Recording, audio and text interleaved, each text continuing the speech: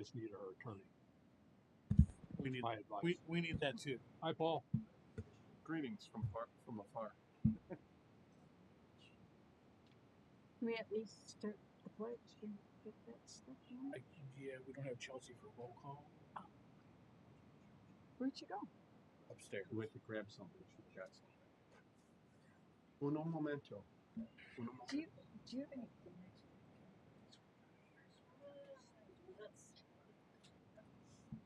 Usually was a box I thought of doing, but I don't see it now. You should have it. You have it for weddings. Why don't you have it for meetings? Easy trigger. Here she comes. Hurry up, Barb. We'll gain Chelsea but lose Barb.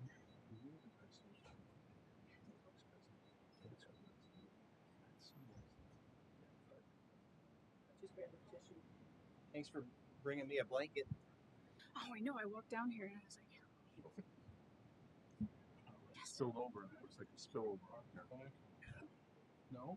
hey, You Clay, must be can you busy. hear us and see us okay? Coming? Okay. We do the pledge. We can do I can. Okay, perfect. Well, you've got Clay on there. Oh, our lawyer guy. All right. Call the Stormwater Advisory Board to order. Please rise as you're able to join us in allegiance. I pledge allegiance to the flag of the United States of America and to the republic for which it stands, one nation, under God, indivisible, with liberty and justice for all. Amen. Chelsea, you call the roll, please. Yes. Commissioner Regnance, Yes. Ed Smith, Present. Paul Hegan, Bill Laird. Here. Paul Nelson. Here. Scott Severson, Here. Councilman Vasquez, Councilwoman Harris. Great, you have a quorum. Thank you. And I would like to note that Attorney Clay Patton is joining us via video conference. Okay, great. You're good. Will we be able to see him on anything or just on your laptop? I have him on Zoom here. I am unmuted and my video is on, and then he has his video and microphone enabled as well. Okay. First on the agenda, we have our consent agenda, approval of minutes from March 9th, April 20th, May 11th, and June 8th. meeting. Move to approve. Second. We have a motion and a second. All in favor? Aye. Opposed? Motion carries. New business. Docket number SM260014, Victory Christian Academy at 360 North, 225 East Valparaiso. Now the request is to install a detention basin outlet storm sewer to the drainage easement associated with Whispering Hills subdivision. Mr. McMahon? Sorry. Mr. Koros, how are you? Good afternoon, evening, everyone. My name is Kevin Koros from McMahon Associates, 952 South State Road 2, Valparaiso, Indiana, 46385. Here with me is Miss Baker. She is a board chair of Victory Christian Academy, as well as Mr. Kevin Keegan, who is also the board chair. Just help. We're here to talk to you guys about the improvements on this existing Victory Christian Academy school located on 325 that has already an existing structure, pond, storm, sanitary water, all improvements all on site. We were already in front of the BZA to get approval for said utilities because they were an institutional zone property. They did not previously have that approval, and your ordinance states that they need to have that.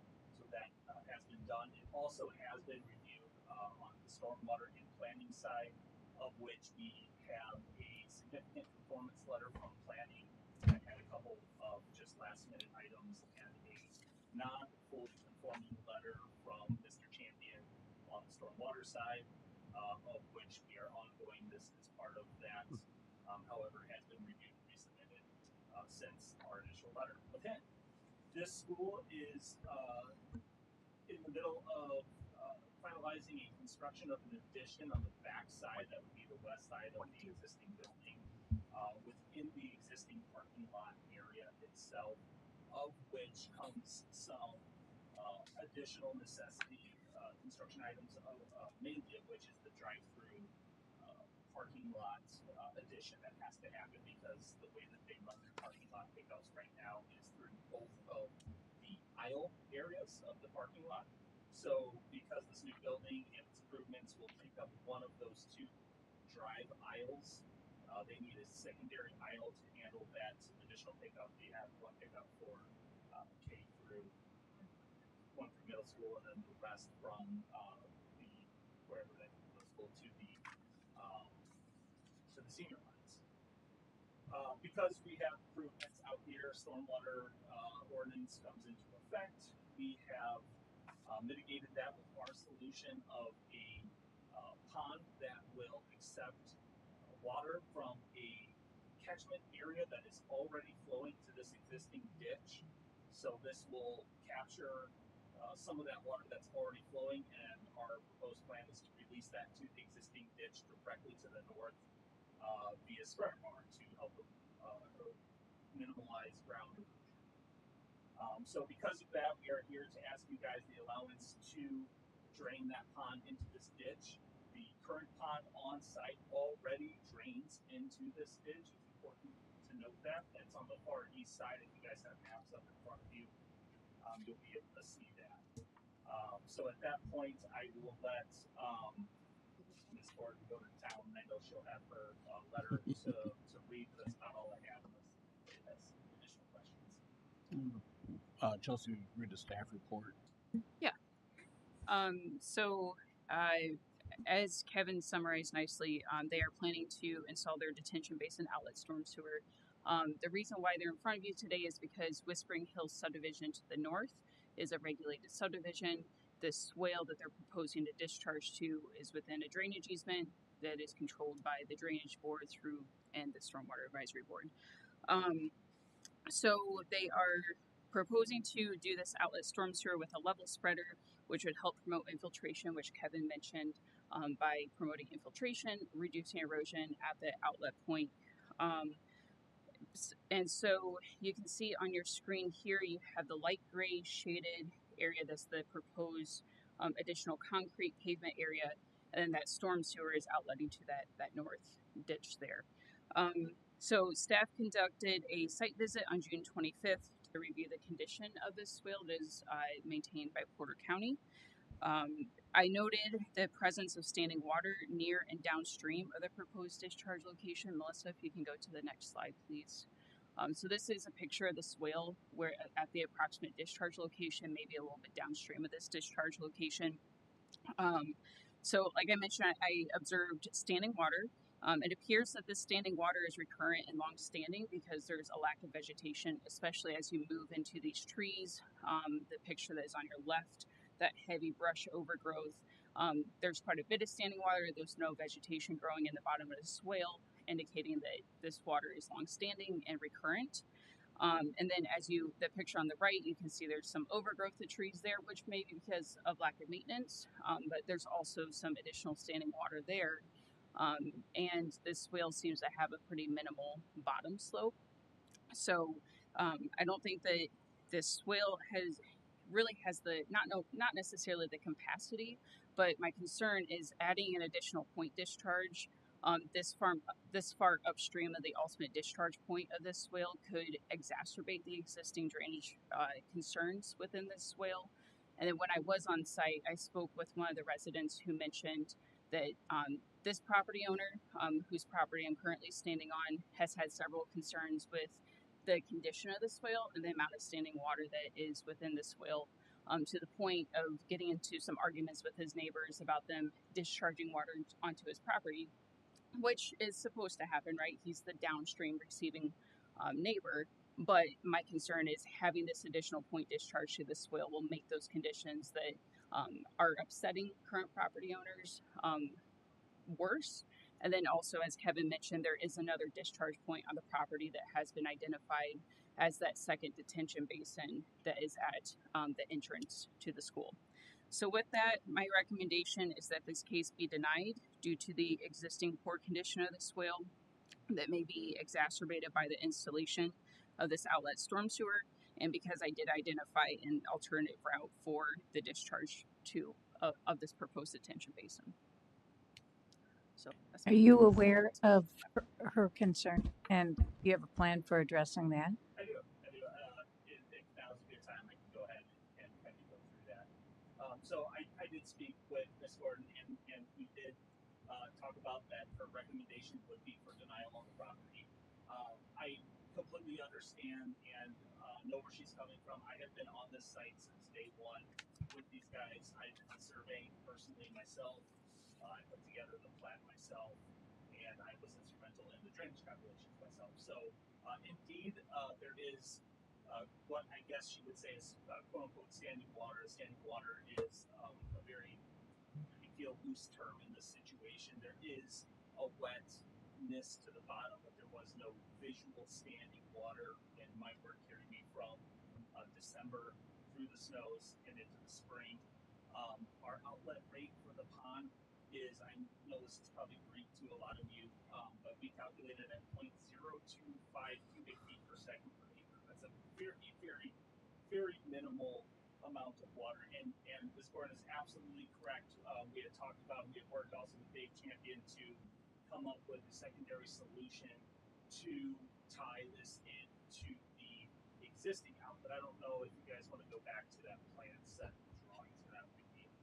So there in the kind of northeast corner, you can see a line that goes from where you can probably visually see where the pond is, northeast to drain into the ditch. That drain is less than half a foot higher than the bottom of the ditch. Our new drain for level spreader would be proposed at roughly a foot and a half, slightly higher to the bottom of the ditch. So we are comparatively much higher. And while I understand that fiscal obligations are not a hardship, it does not make a whole lot of sense to install almost 600 feet of lineal pipe with 3 or 4 additional drainage structures for a 0.025 cubic feet per second per acre outlet. It's very, very minimal. That pipeline will be dry most of all the time. It's kind of an over design in our case. We did run calculations on the existing pond itself. That pond outlet structure. So if you guys have been out there, Chelsea, I know you have. In that pond, there is a standpipe. In that standpipe, there is an outlet pipe that goes in there. That standpipe has multiple 1-inch holes drilled into it. That's what allows the water to only seep in at a certain rate instead of just over barreling. And then when it gets high enough, it pours in over the top, and then it hits that outflow pipe and heads out into the ditch.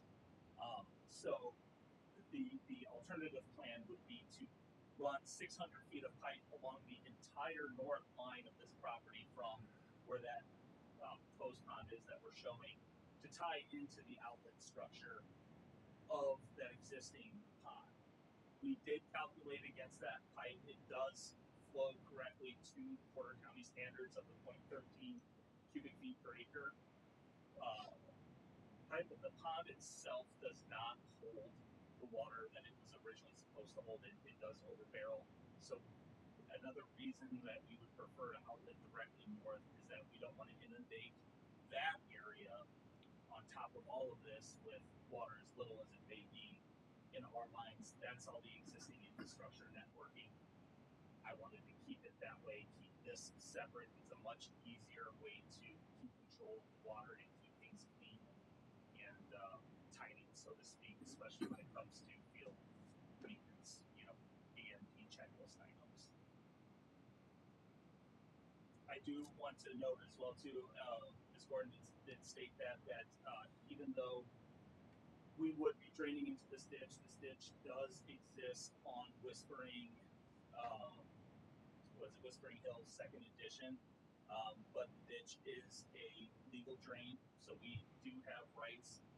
A lot of this property does go there already, so we would actually be meeting and exceeding the code here. We would be improving the drainage situation of what water is going into that ditch by having this pond and the outlet here. Again, very minimal rates. Kevin, what's the area of the watershed that drains to this new basin? I calculated it at roughly 3.4 acres. So you can't tell without the full picture here. We do have a catchment plan that kind of shows it, but there's kind of the northwest quadrant kind of runs this way. So right here on this picture, you can see the top of the swim, the top left corner. That's the pond of Whispering. Whispering Hills Second Edition. So you can see the top of the bank sloping to the south. So their water sheds off onto us and eventually makes it to the creek anyway. And then a good portion of our northwest quadrant kind of runs that way. What percentage of that 3 acres of change currently drains to that ditch? The current percentage is 100%. It all does. And it all goes into there. And with this pond, it will be less. I think the watershed that we're proposing for this was 0.2 acres worth. So that covers the pond, part of the parking lot area, and I think just a small sliver of greenery area that's to the west of the drive. Okay, I have a question for you. You said you've been there during the winter, obviously winter events and spring, Yep. heavy rainfall events, and there's that it is that the swale works fine, but yet I don't understand then why the landowner mentioned that there's concerns and frustrations with long-standing water. Yeah, So I'm hearing two different stories here. I can tell you that since I've been there on probably 4 or 5 different physical locations, there has never been more water than what was in Score's pictures ever while I was there. I don't doubt that there probably has been some water. As we all know, this has been a very, very wet season for us, probably the most in a quarter century, I would guess. So there's obviously no doubt that I'm sure this is catching a lot of water. It's got a lot of downstream water too. But there is a certain limit that you chalk things up to a 500-year storm event or something of the sort. I get all that, but I'm still focused on that term of long-standing water problem. Long-standing, not that once in a 100-year event, once in a 50-year event, etc. And maybe it was just coincidence that's the day Chelsea was out there and saw that. But once again, I'm still going back to why are the local property owners complaining of a long-standing event, and now we're going to add to that, correct? I mean, we're proposing to add some percentage of water. Correct.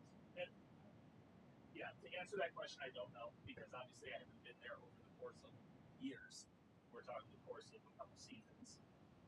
However, again, I will note that no matter what, this water is going to that creek, whether we do it here or whether we go through and do an alternative solution that adds 600 feet of maintenance and structures and all sorts of issues and put it into the outlet structure of the existing pond, which we can do rightfully, get that approved on the county engineering side. That was a solution Chelsea, Dave, and I had talked about, as part of that. That water is going to get there no matter what. Yeah. Where in the ditches. So, in terms of what those downstream neighbors are experiencing right now, they're going to continue to experience it. That won't change. Correct. If it's there, this won't change it. In fact, again, I'm going to make the statement that we're making this land slightly better by actually holding additional water that was going into the creek back with this new pond. So it could be slightly better. Absolutely. Yeah, but it's not going to be worse. They will not be worse. Okay. Correct. Okay, so here's my other angle to this. Okay, you're talking 1 in 50-year, 1 in 100-year events, 1 in 500-year events. Those maps are changing. They are considerably. absolutely. Okay, so what once may have been a once in 100-year event is probably maybe now a once in a 40-year event. All I can say is that we adhere to the ordinance. That is ultimately the bottom line. The ordinance allows for a release rate of 0.13 to 15% per acre. And I get that, but we're also part of our job is to look to the future. I get that too. Okay. 100%. But like I said, one way or another, that water can get into that creek, and we are making it better by holding back what we are. So, what do we need to do here, Chelsea? Do you understand? Obviously, you understand what he's proposing, right? Does he need to work with you and come back with different drawings, or what do we need to do here?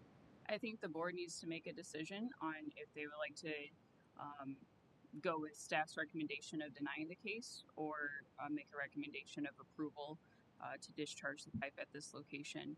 I think just one thing I want to know, I understand that yes, this pipe is discharging to this swale, either at this location or at the location of the existing detention basin outlet.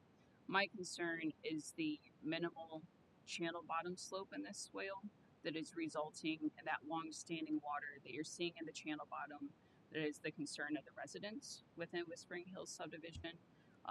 And while the water is currently flowing to this point, that's flowing via overland flow, so you're getting some infiltration as it's making its way to the swale, but adding a point discharge, I personally feel, in my professional opinion, that you will see those long-standing water conditions a little bit worse. Even though it's the same watershed area that's going to this point, once you do a point discharge at this location, it's not able to move through that swale as quickly as you would anticipate. So you're going to see those long-standing water along the channel bottom as it currently is, if not a little bit worse. So that was why my staff recommendation was to deny and rather have this discharge to the existing detention basin outlet structure by County Road 325 East. So the short answer to your question is the board needs to make a decision on either deny the request per staff recommendation or to approve the applicant's request to discharge the storm sewer at the location shown on the plans submitted with the application.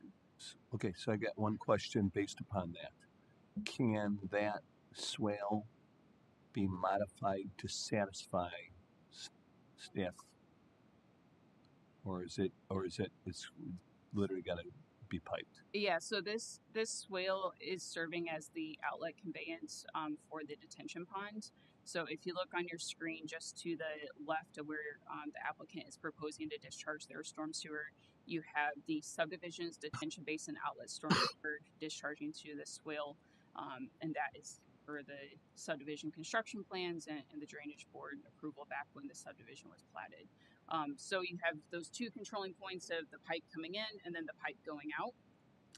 So that's why you see, that's why this swale can't be modified unless if it's enclosed, and that would be a significant cost to the county to incur. So, so regarding the swell and the condition of the swell, like improving the drain, improving those vegetative areas, if that were removed, and there's nothing that could be done to the bottom of the swell, or filled in or something, so it could better drain. No, There's no elevation to work with. I don't think that there's filling in the bottom of the swale. You won't see meaningful improvement. And quite honestly, you could take away from the volume Right. percentage of the swale, so I think even I would recommend that. Yeah. So, Kevin, let me ask you. So, Chelsea has outlined her preference. How does that compare and contrast to what you're proposing? And are you seeing that she has wisdom in her recommendation? Well, I think there's wisdom in everybody's eyes in this industry. I mean, I know Chelsea relatively well, and I know her judgment as well. And you know, we're a full engineering firm that does this professionally. I've been doing this for 20 years, so professionally, I don't see it certainly as getting worse. And in fact, I just asked my owner here too if there is something that might actually help this situation. I think there can be some work that maybe we work with the county as far as some betterment and improvement of the ditch itself. So you were mentioning about, you know, well, can there be something where we, you know, modify the ditch? No, not, I agree.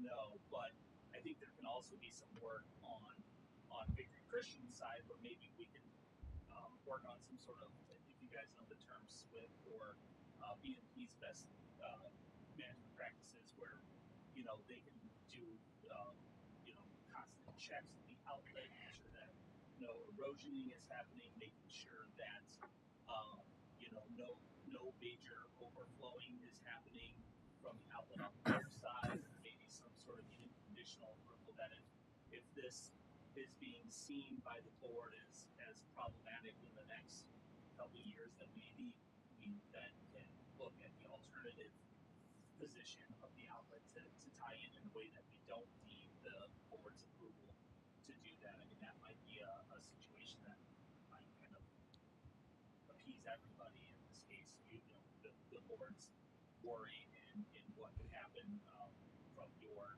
reviewing engineer, and also keep Victory Christian Academy in check to making sure that it stays clean, it stays flowing, that there's no adverse affection to the stormwater discharge. Again, I 100% agree with Chelsea. While my argument is that water is getting in the ditch, it is getting into the ditch in a place that's looser downstream. Again, at 0.025 cubic feet per second per acre, I don't think there's going to be any meaningful, discharge that this is going to adversely affect. But maybe that's a way that everybody can come to a compromise here. So are you wanting to come back with a different approach? Is that what you're suggesting? Or No, we have a different approach in place in which we wouldn't need the board's approval for. What I'm saying is that we can agree, or the owner can agree to some sort of BMP, Like an O&M manual. like an O&M manual, something that keeps them quarterly checking outlets and making sure everything is working as should be. Chelsea, do we know the approximate slope of the channel bottom? Is it less than 1%? I don't know. I haven't surveyed it. Okay, Yeah, but usually I mean, vegetated swale less than 1% really doesn't perform very well. I understand the 0.025 release rate is somewhat over restrictive, but a very flat channel bottom, less than 1%, has a tendency to hold water. It doesn't convey. And I personally think that's maybe at the heart of what Chelsea's concerns are here. Yeah. No doubt, and I agree they probably are not at 1%. I can tell you that because I physically surveyed it, so I mean I can't let you know what that is. But I would also bet that it is not at 1%. so there, to that point, there's really no way to eliminate this long-standing water. Like No there's matter what, that water that's there is going to continue to be there, even if we do an alternative route to tie it down in the existing pond. That ditch will continue to look exactly like those pictures. Would the capture of this 3 acres and change into your basin and then hard piped into the existing pond, that would remove overland flow into the ditch, correct? No, it would not. In fact, the overland flow, which if you're talking about the over discharge of the existing pond, no, that would still work. Well, I'm talking about the water runoff from the watershed on the school's property. Correct. Which would reduce the amount of water introduced to the channel at the upstream location. Yeah, correct. So when that pond gets hit with over the requirements of the Porter County UDO, then yes, it would overland flow just like any pond into the ditch. So when we get those massive rain bursts. So I think to Paul and Scott's points, if we were to run this to the existing basin, it does reduce the amount of water upstream in the channel, which may help to alleviate some of the adjoining property owners' concerns. Kevin's shaking his head no. It's hard to say. I agree with Chelsea. What you really have here is a longitudinal pond. This isn't a creek or a ditch in Whispering Hills. This was intended, and it was not a good design, but the engineer who put this together for detention had put in there. My bigger concern would be the outlet to the east side of 325 and how that travels from there. You could start addressing and doing amenities from there, but that's kind of an unknown at this point.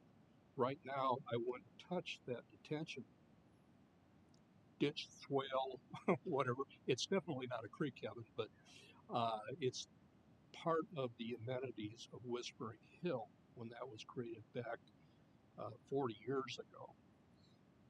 Well, I think we have 2 hard control points that we can't change that swale at all? Well, you might be able to on 325 through cooperation with the landowner on east side and with Porter County. I can for sure tell you that that outlet on the east side of 325 is your problem point. I mean, bottom of the ditch is what it is. I couldn't even find it. It was buried and it's in a hole and it doesn't. And it's going to get worse if it's not addressed. And going back to how are we going to address this problem and Whispering Hills, we need to be looking at the big picture beyond this. We should always be looking downstream.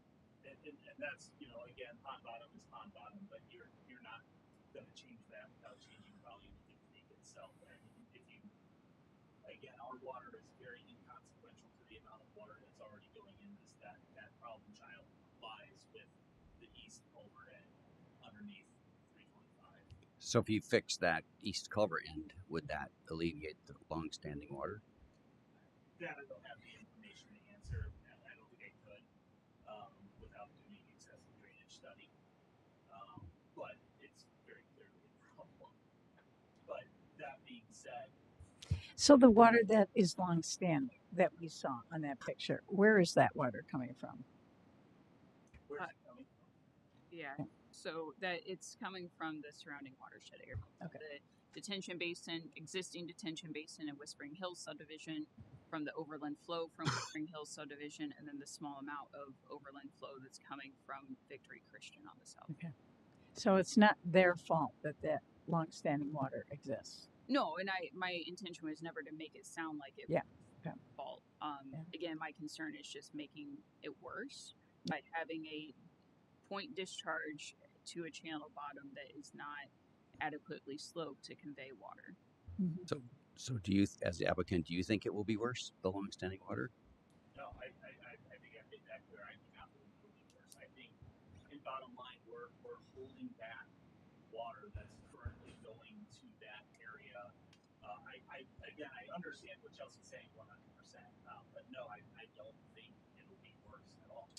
You know, and I understand the point discharge, but that point discharge will be spread out over a 20-foot level spreader, you know, as well, which I know doesn't really convey the point of the water entering the system. Water is the water. That's more of an erosion system, but comparatively, you know, where this outlet is compared to other outlets, such as the existing pond, is well above pond bottom. So no, So Chelsea, you think it will be worse? Looking at it and thinking about it from my perspective, that is my concern.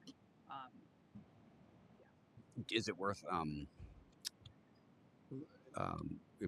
doing a little more evaluation than you two talk and see if you can figure out if it's worse or not, and then come back? I don't know that we'll necessarily, you know, again, it's a personal opinion. I mean, I understand and respect Chelsea's opinion on what she's offering to you guys. I don't think that us coming together is going to change either our opinions. Okay, so you understand without some type of guarantee, Well, we really don't have much choice here. That's what I'm offering here is You said you think it will. Okay, I'm an engineer as well. I get it. Think and guaranteeing are two different things. And what happens in these instances where we agree to this and then down the line we pay the penalty because we agreed to it when we didn't accept the staff recommendation. I Okay. understand. And that's why I threw out the condition that maybe the placating part of this might be maybe we can work with some sort of agreement that states that VCA will work on a visual system, make sure that everything operates as it's supposed to be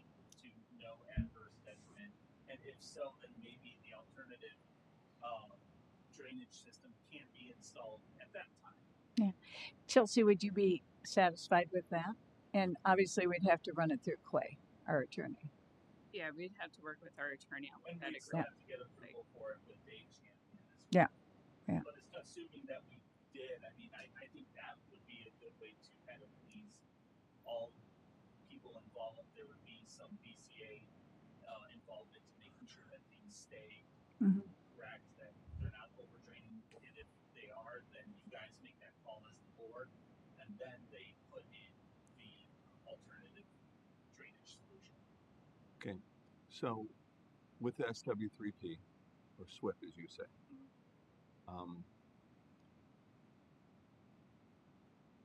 shouldn't it be a trained stormwater person that would be doing those inspections?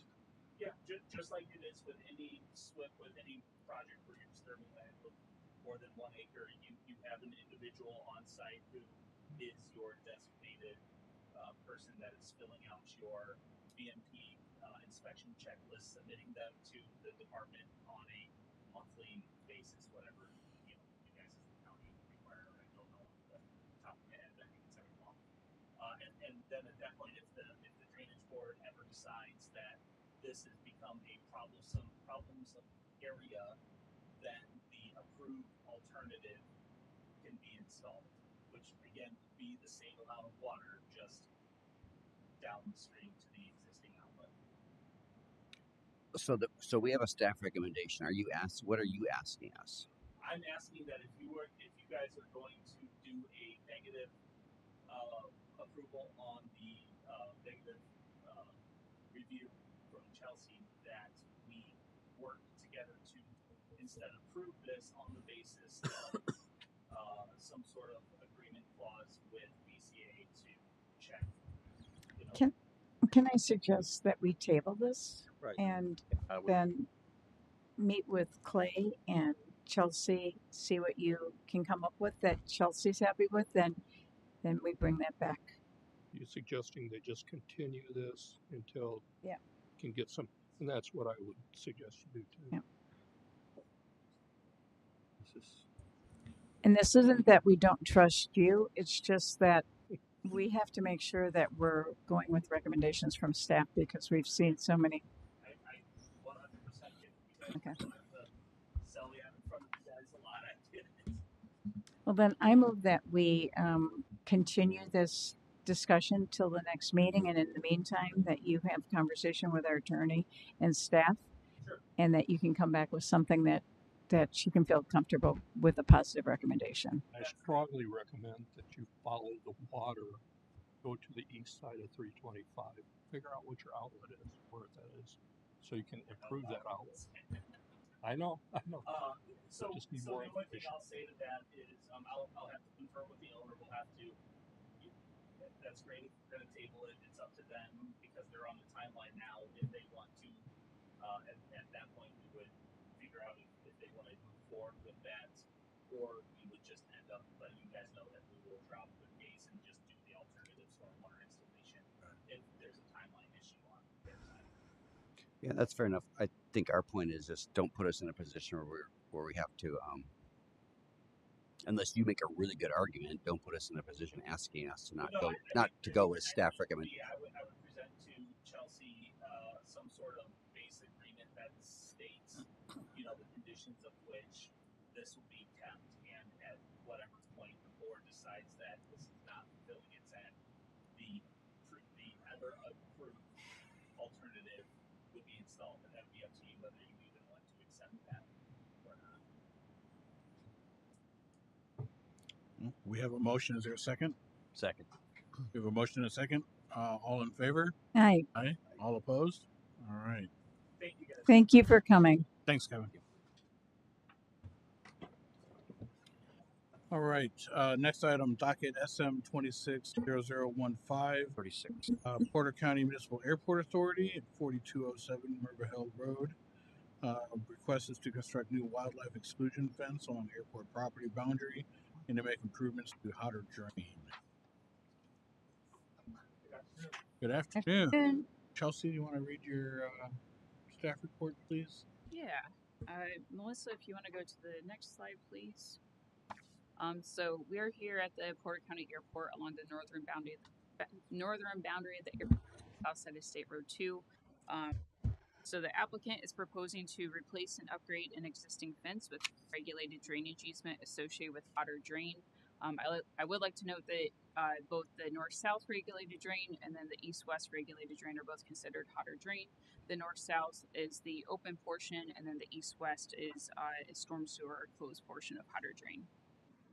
The proposed fence is a 10-foot tall chain-link fence with a 36-inch wildlife skirt below grade. Multiple new fence posts will be installed within the regulated drainage easement, as well as crossing Hotter Drain. They are proposing to excavate each fence post location to a depth of 54 inches and a diameter 12 inches per the provided plan. The applicant is proposing a 14-foot manual cantilever gate 450 feet east of the drainage easement. The fence will cross Hatter Drain at the western property line. Melissa, if you go to the next slide, please. So the circle on the left side of the screen, that is the location of the closed portion of Hatter Drain. The construction plans do state to protect the storm line, and the contractor is to verify the location and depth prior to construction. The fence will cross Hatter Drain on the south side of LaPorte Avenue, or State Road 2, which is the circle to the right, and that is the open portion of Hatter Drain. I have lost our attorney online. If I could please give him a call on my cell phone, I'm so sorry to. No problem.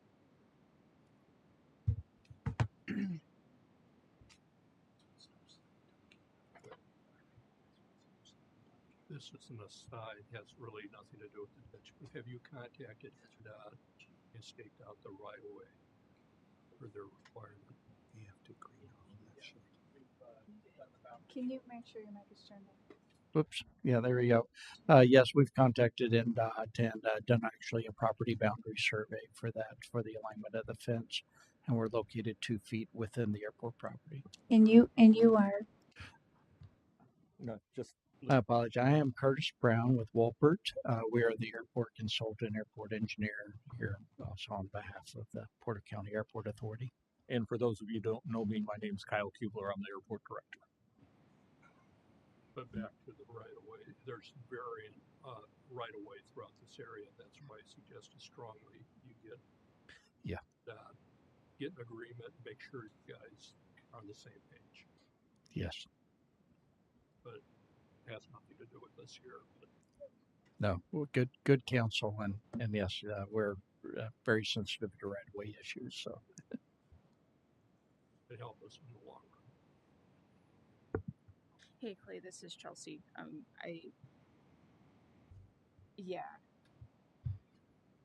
right, we'll just finish it with you on my phone if that is okay. All right.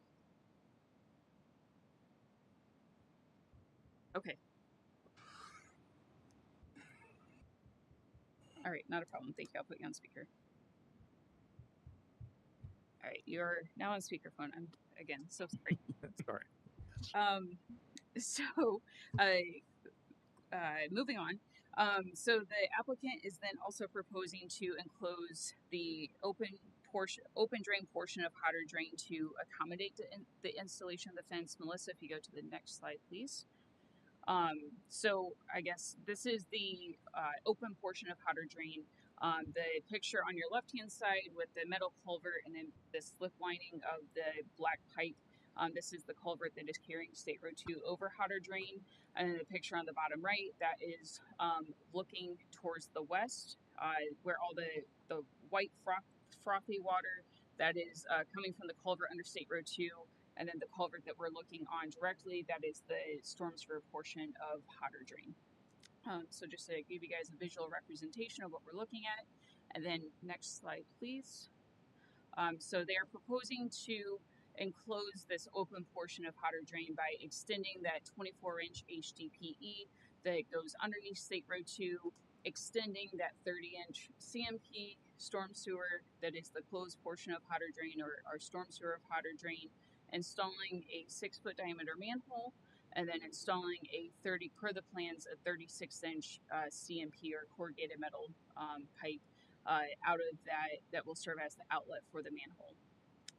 At the downstream end of that 36-inch CMP, there will be a graded box end section, and then they are also proposing to do some channel improvements to the open portion of Hatter Drain from this new storm sewer outfall to the access road crossing, which is like the lightly pink hashed area that you see on your screen there. I did have a conversation with Curtis. Part of my staff report was calling out if the riprap on the plans is for that entire channel. He did verify that it will be a rock apron installed at the downstream end and adjacent to that box end section, which staff staff would recommend in this situation, anyways. So can I just ask Kyle, what was the genesis for you wanting to do this? What is going on over there that prompted this? Right when the north-south runway was built in 1996, the only fence that was around the airport at that time was 4-foot farm field fence that exists there today that we're replacing. Mhm. After September 11th, we were able to complete the 2/3 remaining perimeter of the airport with 6-foot security 3-wire. So right now we have on the north part of the airport, animals can enter anytime they want to, leave anytime they want to, even domestic animals entering the airport. So the idea with the FAA, which is the driving force behind this to give us better wildlife protection, is to replace that 4-foot farm field fence on that northern third with this full wildlife fence program, and then future programs do the rest of the perimeter south at some other time. It's going to be a lot easier to maintain wildlife control for deer, coyotes, and as I said, domestic animals that just can walk through the fence. The squares are about that big right now, and if they can't jump over it, they can walk through it. You're trying to keep big and small critters. Yes, Not just like raccoons or something, Yeah. like a deer too. Yeah. I call them the usual suspects, and that is coyote and deer. This Yeah. is something Kyle has brought up to for commissioners. I think you've been dealing with this for at least 30 years, but the animals crossing the runway once they get to the airport, and that's the inherent danger. Is anybody coming in for a landing? Suddenly you've got a pack of dogs or deer crossing, and it's bad enough. I dealt with it with geese. Right. It was Yeah. horrible. Well, that's the other area of the equation. The fences are going to help that, but our other methods, pyrotechnics, and just vehicle harassment helps control the birds. So then, kind of coming back to the work within the regulated drain, if you look at the blue hatch section on your screen, you can see that there's about 165 feet of the existing hotter drain storm sewer that is experiencing severe head cutting, erosion, and sinkholes due to the apparent failure of the joints within that existing storm sewer. The department is going to complete a project to reconstruct this portion of hotter drain with 30-inch RCP or reinforced concrete pipe. The department's reconstruction project will connect to the applicant's proposed manhole. Per the construction plans, this area of erosion will be backfilled with sand to accommodate the installation of the fence. Staff recommends that this backfill still be completed as to not hinder the applicant's construction timeline for the fence installation, even though the department is going to come through and do the reconstruction project. Staff does request the following design revisions to the pipe washout and repair along State Road 2. Cast in place watertight loop connectors shall be utilized for the connections of non-concrete pipe to the manhole.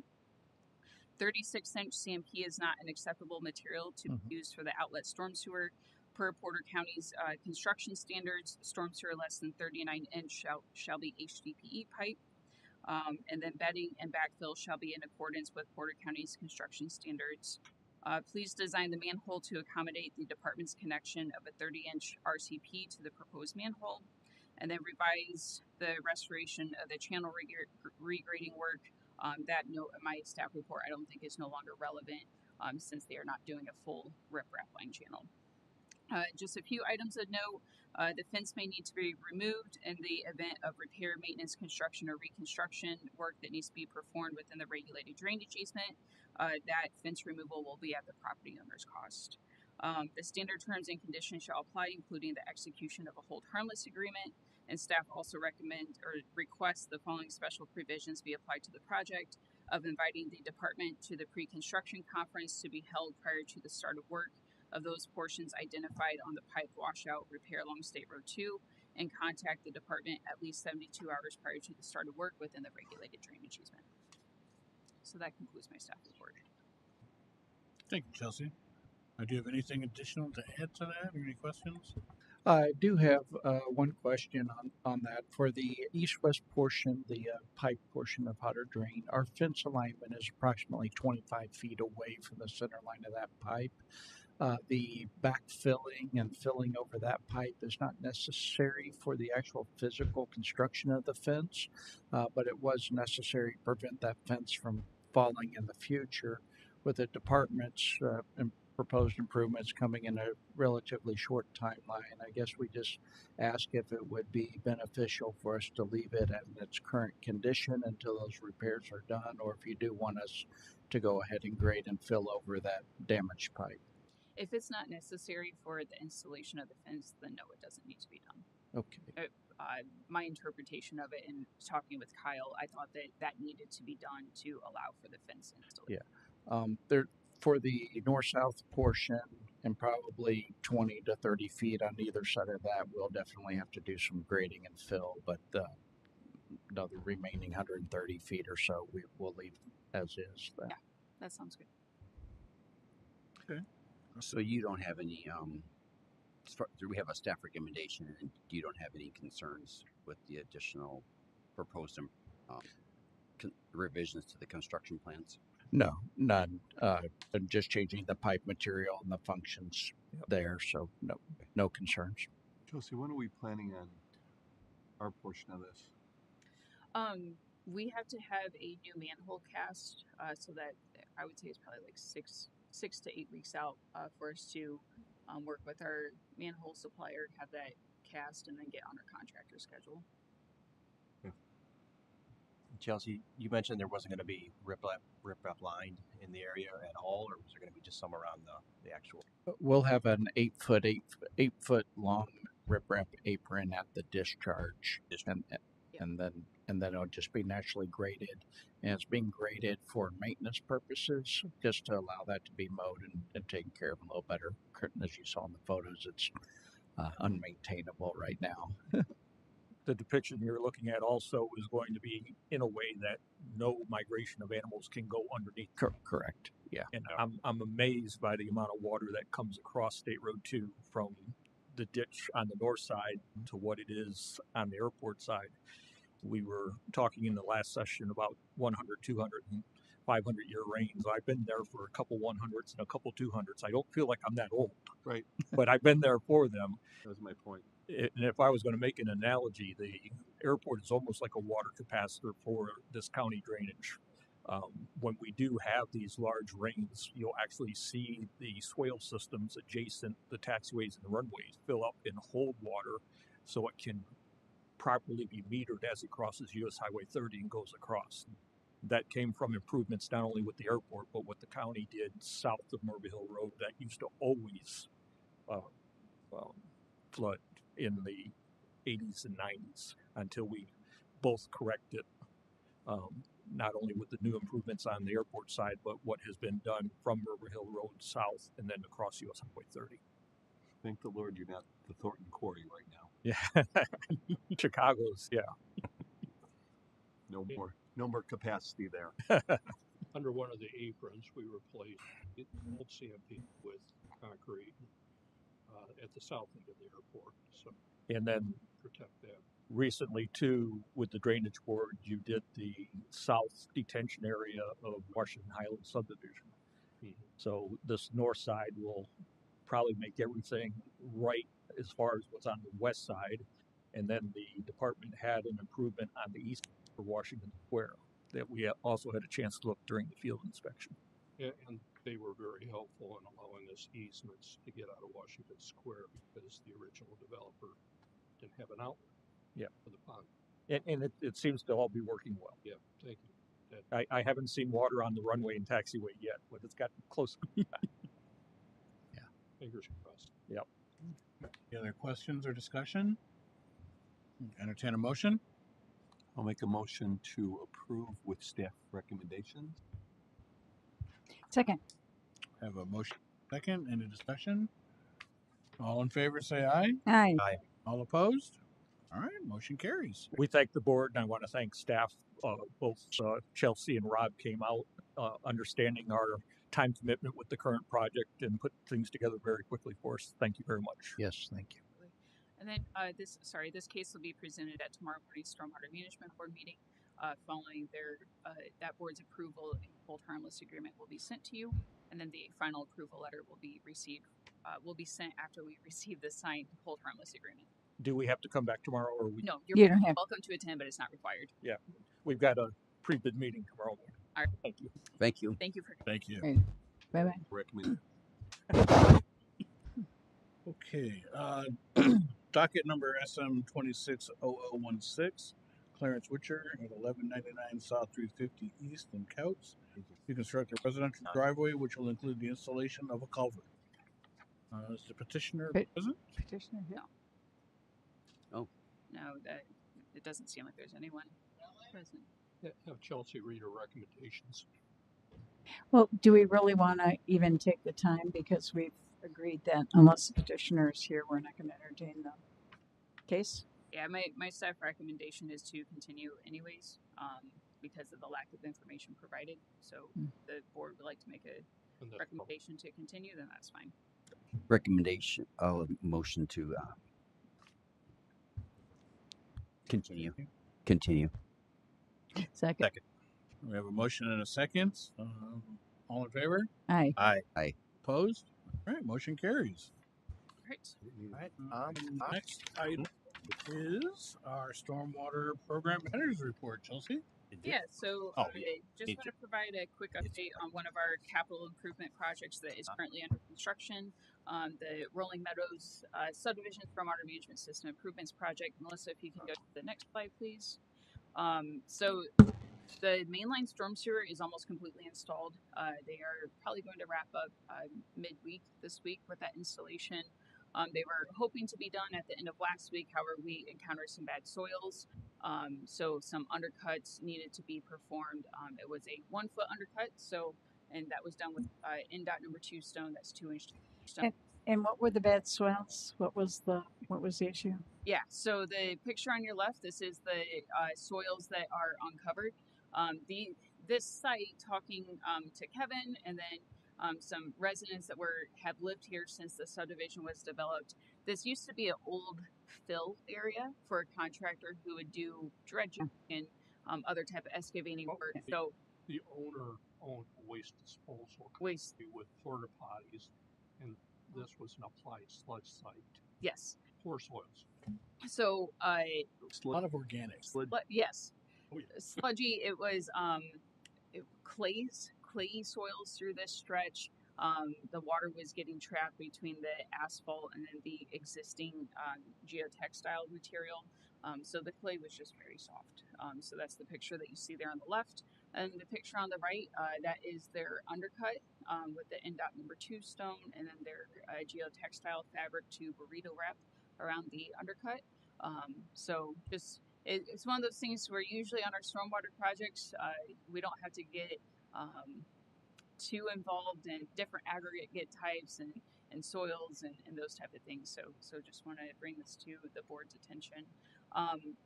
But as I mentioned, this project is progressing nicely. The substantial completion date is August 15th.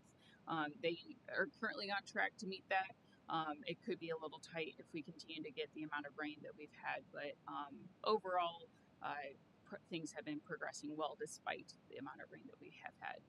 And as a reminder, this is one where the stormwater fund will be paying for the storm sewer installation, everything that you see here in this picture, and then the placement of the intermediate layer of asphalt.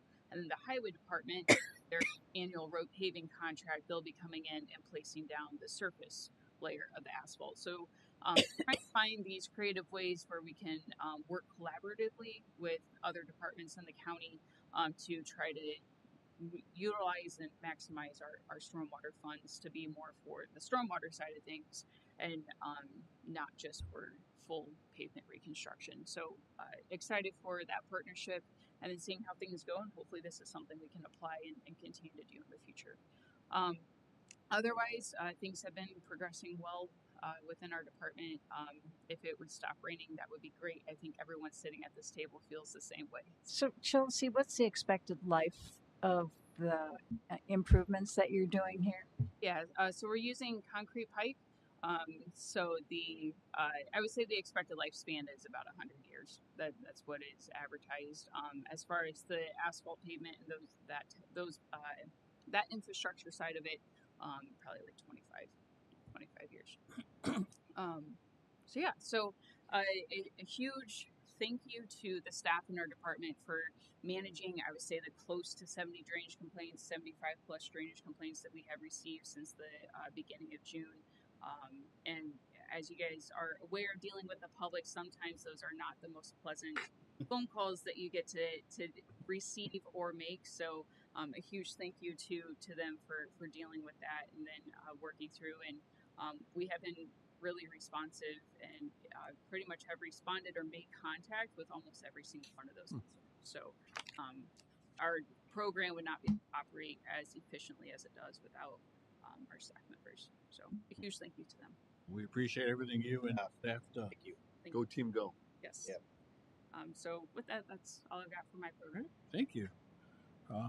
Discussion from any members of the board? Well, Chelsea, do you just want to give a prognosis for where you see the next 5 years in your department? So we have been very fortunate with the ARPA funds that we received. We were able to complete a lot of the projects that we would not have been able to with our current budget. But there has been multiple discussions with this board as well as the Stormwater Management Board that we really need to look at increasing our stormwater user fee. So I'm hoping this year we have a proposal from a consultant that we need to do a final review on for a strategic plan on our stormwater program. So those discussions will be happening at the board as well as the Stormwater Management Board, those working sessions, as well as the public to identify what are our priorities, and then with those priorities, what does our stormwater user fee need to be? So that way we can figure out, okay, we have issues like in Whispering Hills subdivision. It's not a major issue, but it is something that's our regulated drainage infrastructure that is not operating as you would want. So, but our funds don't allow us to go, we have to really prioritize the projects that we do. So, what I'm saying is where I see us in 5 years is increasing the stormwater user fee or working towards that. And then if we don't increase the stormwater user fee, we're really going to have to start tightening the belt. The Rolling Meadows project that I showed you, that bid price was $1,080,000 roughly. Our annual construction budget is $1,050,000.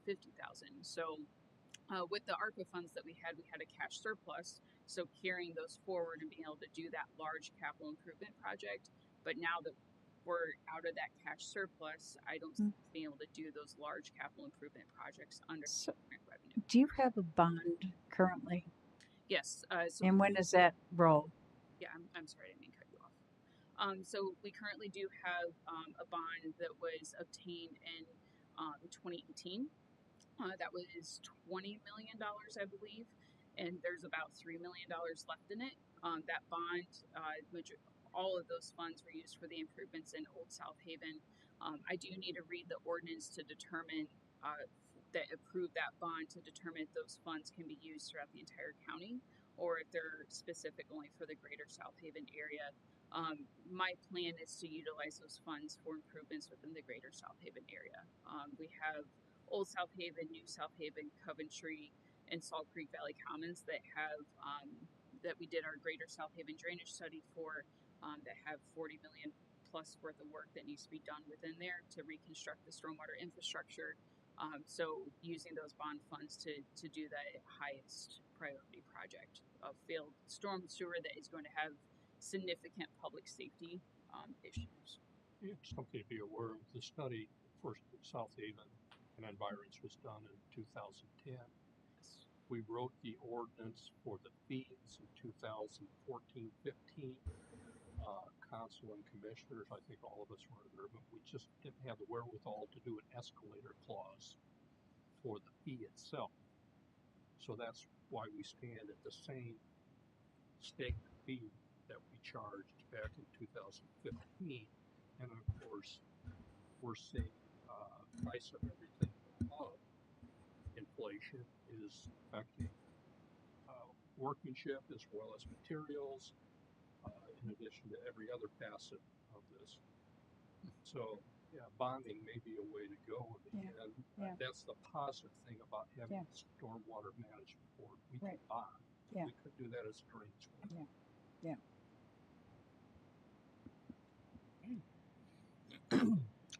Any public discussion? Sorry. Okay, seeing none.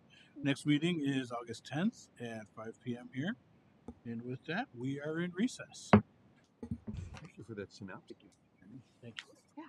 Mr. Thank you for using a drug lab that I don't think Appreciate that. Thank you. collaborate